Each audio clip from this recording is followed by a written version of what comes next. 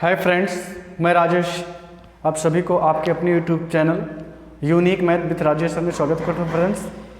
Friends आज हम सब क्लास 10th मैथ एनसीईआरटी के चैप्टर नंबर 3 दो चरों वाले रैखिक समीकरण युग्म के प्रश्नावली 3i पर चर्चा करेंगे। ठीक है फ्रेंड्स, तो ये प्रश्नावली जो है इस चैप्टर की लास्ट प्रश्नावली है और ये आपके लिए वेरी मोस्ट इंपॉर्टेंट होने वाली है। बहुत मज़ेदार वीडियो होने वाला है फ्रेंड्स। तो यदि फ्रेंड्स आप वीडियो पे नए हैं तो वीडियो को सब्सक्राइब करें और अगर आपको वीडियो अच्छी लगे तो आप अपने दोस्तों में ज़रूर शेयर करें। ठीक है, और कमेंट में बताएं कि आपको वीडियो कैसे लगी। ठीक है, चलते हैं प्रश्नावली 3i के जो प्रश्न नंबर 1 से 11 तक प्रश्न है वो है ऑब्जेक्टिव। ठीक है, तो ऑब्जेक्टिव के प्रश्नों को मैं नहीं यहाँ सॉल्व कर रहा हूँ। अगर आपको कोई प्रॉब्लम हो तो आप कमेंट बॉक्स में यदि बताएंगे तो मैं उनको सॉल्व करके आपको वीडियो डाल दूँगा। ठीक है, तो आज हम लोग उसके प्रश्न नंबर 12 से स्टार्ट करेंगे। ये बहुत अच्छा प्रश्न है, काफ़ी इंपॉर्टेंट है आपके लिए, तो इसको आप जरूर ध्यान से देखें। ठीक है, चलते हैं। प्रश्न है एक त्रिभुज में कोण C बराबर, एक त्रिभुज में कोण C बराबर 3 कोण B बराबर 2 कोण A प्लस B है तो त्रिभुज के तीनों कोण ज्ञात कीजिए। ठीक है, आपको दिया क्या है, कोण C बराबर 3 कोण B बराबर 2 angle A plus angle B, ये आपको दे रखा है। यहां से क्या करना है आपको, यहां से अगर ये तीन लोग बराबर हैं तो ये दोनों आपस में तो बराबर होंगे ही होंगे, यानी हम इसको लिख सकते हैं कोण C बराबर क्या, 3 कोण B, ये 3 कोण B। एक चीज तो यहां से C का जो मान है वो निकल गया, 3 कोण B नहीं, C का मान निकल गया। अब आपको क्या करना है, इसको जो है आपको इसके बराबर करना है, यानी इसी को आपको इसके बराबर करना है। तो हम लिख सकते हैं कोण C जो है 2 कोण क्या, 2 कोण A प्लस कोण B, ये ओके। अब यहां से आप क्या करेंगे, इसको आप मल्टीप्लाई कर दें तो कोण C बराबर क्या आएगा, 2 कोण A प्लस 2 कोण B, ऐसे आ गया। दो से अंदर मल्टीप्लाई कर दें और C का मान अभी आपने निकाल रखा है, कितना है वो, कितना है, यहाँ से इसके प्लेस नीचे रख देंगे इसके, तो जगह 3 कोण B, यानी कोण C का मान जो आपने ऊपर निकाल रखा है उसके प्लेस पे हम कितना रखेंगे, 3 कोण B। तो हमने कोण C के प्लेस पे 3 कोण B रख दिया और यहाँ से 2 कोण A बराबर क्या हो जाएगा, 2 कोण B। ओके, अब इसको इधर ये प्लस इधर आके माइनस हो जाएगा, तो यानी हो जाएगा 3 कोण B माइनस 2 कोण B बराबर क्या हो जाएगा, 2 कोण A। ओके, यहाँ से आप सब्सट्रैक्ट करो, कोण B बराबर क्या आएगा, 2 कोण A। ओके, और यहाँ से अगर हम A का मान निकालना चाहें तो ये इधर गुणा इधर आके भाग हो जाएगा, यानी क्या हो जाएगा, कोण B/2 बराबर क्या हो जाएगा, कोण A। तो हमने कोण C का और कोण A का मान निकाल लिया B के फॉर्म में। कोण B का जो C का मान है वो 3 कोण B है और कोण जो A का मान है वो क्या है, वो हाफ कोण B है। ठीक है, ये दोनों मान निकाल लिए हैं। अब आप लिखोगे यहाँ से कैसे कि हम जानते हैं कि क्या, त्रिभुज के तीनों अंतः कोणों का योग जो होता है वो 180 अंश होता है, यानी angle A plus angle B plus angle C equal to होता है 180 डिग्री ना। ये रूल कौन सा लगेगा कि त्रिभुज के तीनों अंतः कोणों का योग जो होता है वो कितना होता है, 180 अंश होता है, तो ये हो जाएगा।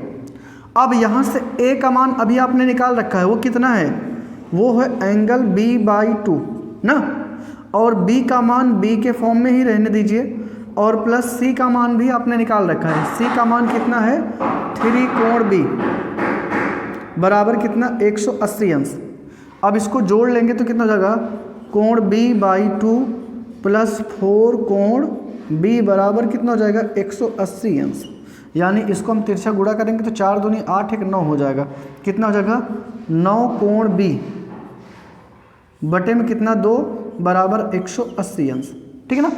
और यहाँ से अगर हम कोण बी का मान निकालना चाहें तो कितना हो जाएगा 180, ये इधर भाग इधर आके गुणा हो जाएगा, इधर ये गुणा इधर आके भाग हो जाएगा, यानी 2/9 हो जाएगा।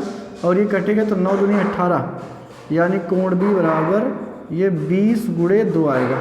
तो कोण बी का मान कितना आ गया, कोण बी का मान आ गया 40 डिग्री, ठीक ना भाई है। तो इतना हो गया। अब ये कोण बी का मान मिल गया तो कोण ए का मान निकाल सकते हैं या कोण सी का मान निकाल सकते हैं। कोण सी बराबर क्या अभी आपने निकाल रखा था 3 कोण बी, और बी का मान अभी आपको मिला 40 अंश, तो यानी कोण सी का मान कितना हो जाएगा, कोण सी का मान हो जाएगा 120 अंश ना। अब कोण ए की बात करें तो कोण ए बराबर आपने निकाल रखा था कि हाफ बी, तो बी की वैल्यू अभी आपने निकाला 40 अंश, और 40 का बटे 2 कर देंगे तो 20 अंश, यानी कोण ए का मान जो है वो कितना आ गया 20 अंश, कोण बी का मान आ गया 40 अंश, और कोण सी का मान जो है वो आ गया 120 अंश। ठीक है फ्रेंड्स, तो ये क्वेश्चन था, क्वेश्चन नंबर 12, और इम्पॉर्टेंट प्रश्न है, सिंपल प्रश्न है। ठीक है, आशा करता हूँ आपको जरूर अच्छे समझ में आया होगा। ठीक है,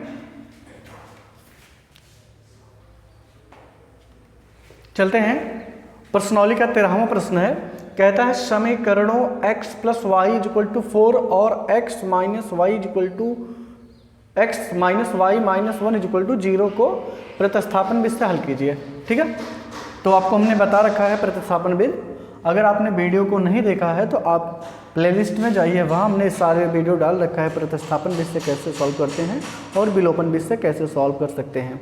ठीक है, इस टाइप के क्वेश्चन और ढेर सारे आते हैं। कभी कभी पूछा जाता है कि आपको 2 इक्वेशन दिया रहेगा और आपसे कहा जाएगा कि प्रतिस्थापन विधि से या फिर विलोपन से, तो जिस विधि से कहा जाएगा उसी विधि से आपको सॉल्व करना होगा। ठीक है ना, तो आप इसको जरूर अच्छी तरह से पढ़ लें कि प्रतिस्थापन या विलोपन विधि से कैसे लगाते हैं। तो ठीक है, कैसे लगाते हैं, यहाँ सबसे पहले तो आप इक्वेशन को उतार लीजिए। x + y = कितना है, समीकरण नंबर 1 है। ठीक है, इसको 1 बना लीजिए। x + y = 4, समीकरण नंबर 1 हो गया। अब दूसरा आपको क्या देखा, x - y - 1 = 0 है। इसको दोनों को अगर दूसरी साइड ले जाएंगे तो क्या हो जाएगा, ये दोनों हो जाएंगे प्लस में, यानी ये हो जाएगा। भाई अगर x की वैल्यू निकालना चाहे तो y और -1 को हमें दूसरी साइड ले जाना पड़ेगा, और ये दूसरी साइड जाके क्या हो जाएंगे, प्लस में हो जाएंगे। ठीक है, अब क्या लिखोगे, समीकरण 2 से x का मान कहाँ रखने पर, x का मान समीकरण 1 में रखने पर, समीकरण 1 में रखने पर। समीकरण 1 क्या है, x + y = 4, और यहाँ आपको x की वैल्यू रखनी है, तो x की वैल्यू इसमें रख दीजिए। x की वैल्यू आपने क्या निकाल रखा है, y + 1, तो x के प्लेस पे हमने y + 1 रख दिया, और ये प्लस y = कितना हो जाएगा 4, यानी y जुड़ेगा तो 2y, और ये +1 = 4 होगा। इधर ये प्लस इधर आके माइनस हो जाएगा, यानी 2y = 4 - 1, यानी 2y = हो जाएगा 3 ना। तो y की वैल्यू क्या आ जाएगा, 3/2, ये आ गया। y की वैल्यू कितनी हुई, 3/2। अब जब y की वैल्यू आ गई तो आपको x की वैल्यू निकालनी है, तो लिख देंगे कि y का मान कहाँ रखने पर, y का मान कहाँ रखने पर, समीकरण 1 में रखने पर, समीकरण 2 में। ठीक है, 2 में रखने पर।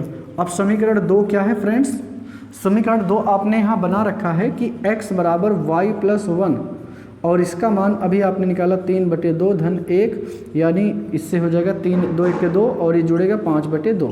तो x का मान कितना आ गया 5/2, और y का मान कितना हो गया 3/2। यही इन दोनों समीकरणों का हल होगा। ठीक है, तो आप इसको अच्छी तरह से ज़रूर जांच लें कि ये प्रतिस्थापन विधि से किसी भी रैखिक समीकरणों को कैसे हल करते हैं या फिर विलोपन विधि से कैसे हल करते हैं। ठीक है, हमने उसमें डिस्क्रिप्शन में डाल रखा है प्लेलिस्ट में, आप उसको ज़रूर देखें। ठीक है, चलते हैं अगले प्रश्न पर।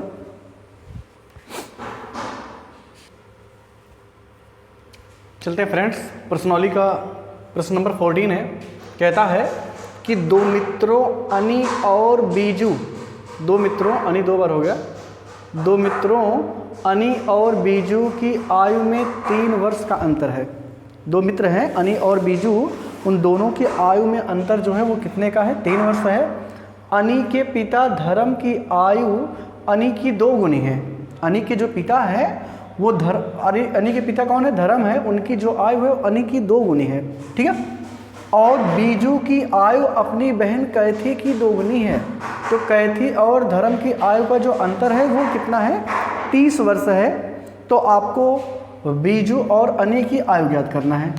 ठीक है, अनि और बीजू की आयु ज्ञात करना है। तो इसी को मान लीजिए।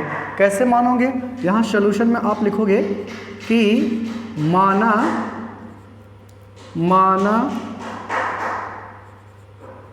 अनि की आयु बराबर कितना, इसको हम मान लेते हैं x1। कितना मान लेते हैं? x वर्ष। तथा बीजू की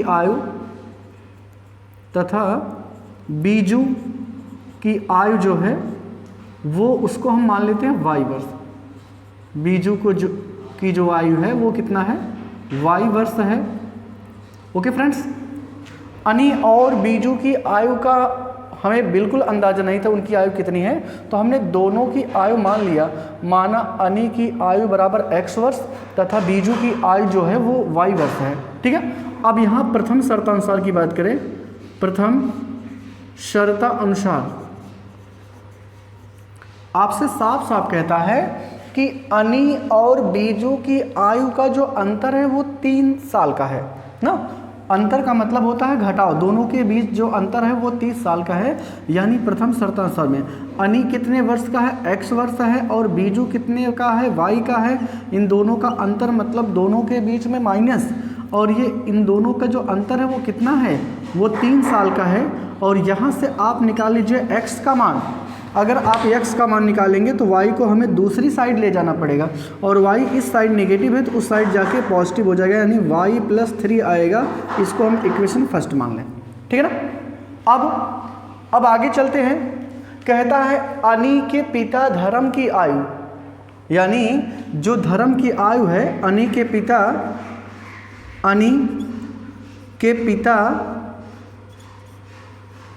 धर्म की आयु, धर्म की जो आयु है वो क्या है? वो 2 गुना है। 2 गुना है किसके? कैथी की आयु के, सॉरी अनि की आयु की। ये कह रहा है अनि के पिता धर्म की आयु अनि की आयु की 2 गुनी है। 2 गुनी है किसके? अनि की आयु, अनि की आयु। ठीक है। तो यहाँ से आप निकाल लें 2 गुणे।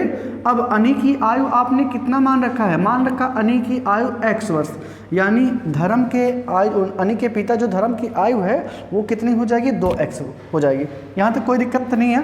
फिर आगे क्या कहता है? और बीजू की आयु, और जो बीजू की आयु है वो कितनी है?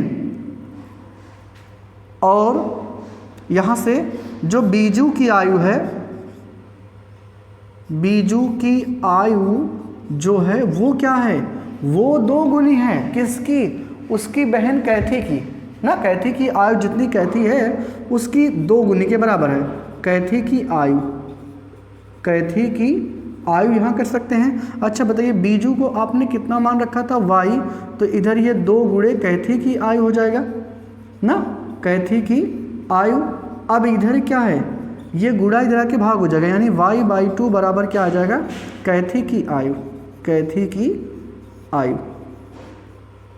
ओके, यहाँ तक तो समझ में आ गया ना आपको। अब आप यहाँ देखें कि द्वितीय शर्तानुसार, यहाँ लिख लें द्वितीय शर्तानुसार।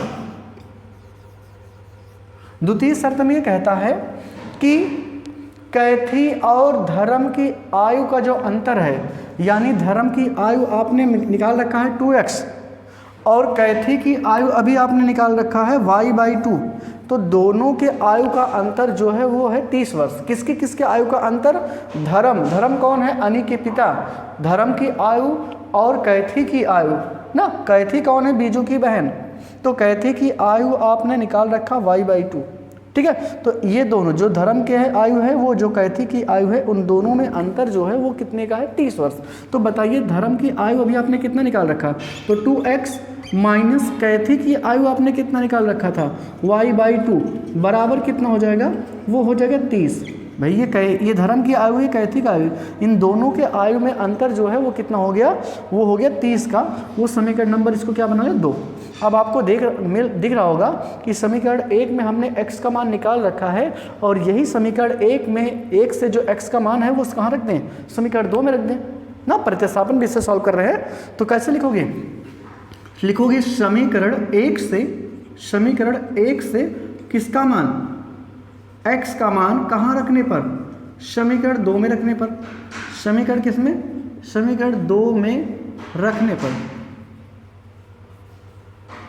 समीकरण 2 क्या है फ्रेंड्स, ये है 2x माइनस वाई बाई 2 बराबर कितना है 30 है। तो आप x का मान रख लीजिए, 2 गुणे x का मान अभी आपने क्या निकाला, y प्लस 3 निकाला है। तो y plus 3 minus y by 2 equal to कितना हो जाएगा 30 हो जाएगा। और यहाँ से गुणा करेंगे 2y प्लस 6 हो जाएगा माइनस वाई बाई 2 बराबर कितना हो जाएगा 30। ये 6 उधर ले जाइए तो क्या हो जाएगा, इधर क्या बचेगा y बाई 2, ये हो जाएगा 30 माइनस 6। नहीं सुनना भाई, 6 को हम दूसरी साइड ले जाएंगे, इधर प्लस रहेगा माइनस हो जाएगा, तो इधर क्या बचेगा 2y माइनस वाई बाई 2। अब इसको सॉल्व कैसे करेंगे, इनका इनसे गुणा करिए, 2 दूना 4, 4y माइनस वाई पूरे का बटे 2 बराबर कितना हो जाएगा, ये 24 हो जाएगा ना। तो हो जाएगा 3y बटे में 2 बराबर कितना 24। ये इधर भाग इधर के गुणा और इधर ये गुणा इधर के भाग हो जाएगा, यानी y का मान निकालेंगे तो 24 गुणे 2 हो जाएगा, बटे में कितना हो जाएगा 3, 3 8 24, 8 दूनी 16, तो y का मान कितना निकल गया 16। अब जब y का मान निकल गया है तो किसकी आयु निकाल लें, x के मान निकाल लें। तो लिखेंगे y का मान कहाँ रखने पर, y का मान समीकरण 1 में रखने पर, 1 में रखने पर। तो समीकरण क्या है, x बराबर y प्लस 3 ना। तो y का मान कितना निकला, ये 16 और ये धन 3, मतलब हो जाएगा 19। x का मान कितना निकल गया 19। अच्छा बताइए x आपने मान क्या रखा था, x आपने अनि की आयु मानना था ना। तो अनि की आयु कितनी हो जाएगी 19 वर्ष और बीजू की आयु कितनी हो जाएगी, वो हो जाएगी वो 16 वर्ष ना। तो आप यहाँ लिख दीजिए अनि की आयु जो है वो कितनी जाएगी, आपने x माना था तो यह आयु 19 वर्ष ना। और यहाँ बीजू की आयु कितनी जाएगी, बीजू की आयु आपने क्या माना था, आपने y वर्ष माना था, ठीक है। और ये कितना आ गया 16। इसका मतलब है जो बीजू की आयु है वो 16 वर्ष है और जो अनि की आयु है वो कितना है 19 वर्ष। समझ में आया फ्रेंड्स। उम्मीद करता हूँ आपको ये प्रश्न जरूर अच्छे समझ में आ गया होगा और ये कई बार बोर्ड में पूछा भी गया है, ठीक है। ये प्रश्न जो है ये बोर्ड में कई बार पूछा गया है, तो इसलिए आप इसको अच्छे से ज़रूर समझ लें, ठीक है फ्रेंड्स। और हाँ फ्रेंड्स, हम ये आपकी जो बुक है ये मनोहर रे बुक पढ़ा रहे हैं और अगर आप मनोहर रे बुक पढ़ लेते हैं तो 100% गारंटी है आप किसी भी बुक को आसानी से क्रैक कर सकते हैं। और एग्ज़ाम में तो आप जान लीजिए कि लगभग 90% जो है आप ऐसे प्रश्न होंगे जो इससे इतर बाहर नहीं आएगा, ठीक है। तो आप इसलिए इस पूरी वीडियो को, इस पूरे हमने जो चैप्टर 10 बना रखा पूरे मनोहर रे बुक, आप उसको ज़रूर पूरे अच्छे से पढ़िए, ठीक है। और अगर आप फ्रेंड्स वीडियो पे नए हैं तो जब आप ज़रूर सब्सक्राइब करें, ठीक है। ओके, चलते हैं अगले प्रश्न पर।